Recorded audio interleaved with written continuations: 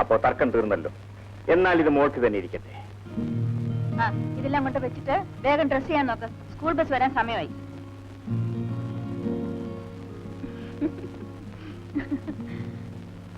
നീ എപ്പോ വന്നു?